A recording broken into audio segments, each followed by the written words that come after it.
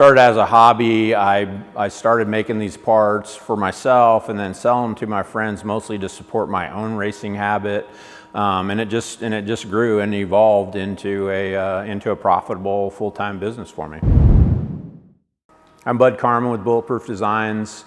We started this business in 2005. I bought an old used Haas machine and put it in the barn behind my building and was just making parts after work and on the weekends, and it just grew from there. We manufacture off-road products, mostly protection products for dirt bikes. KTM brands, mainly KTM, Husqvarna, Gas.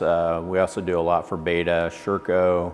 All the off-road brands are big products for us. Our number one product would be our radiator guards, rear disc guard. We do a lot of engine protection parts, power valve parts, front disc guards, swing arm guards, and they're all aluminum machined, made in USA parts.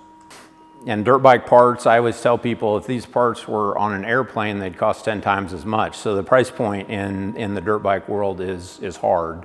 So we have to be, super efficient and think about how we do things and just be efficient and keep the labor cost and overall costs down.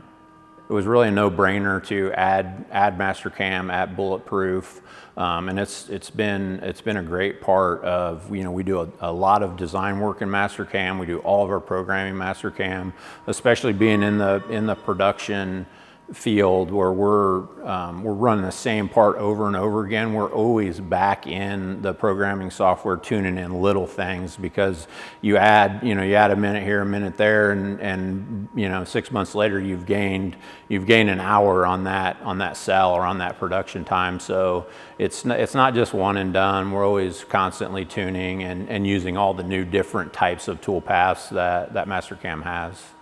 It's a constant evolution of, well, let's use this new pocketing routine and it'll be faster and we'll have better cutter life. What we like to do is limit the amount of tool changes. So we could use a big insert cutter to rough a pocket out, but we'd rather use a smaller tool that can do more things and just do it faster, and less tool changes, less total tooling. Again, it all comes down to just really fine tuning that cost in and getting the price point where we need it to be. We run lights out. We're 2.5 shifts now. So yeah, we're usually running midnight to 7 a.m. lights out on probably half of our machines, especially our pallet change machines.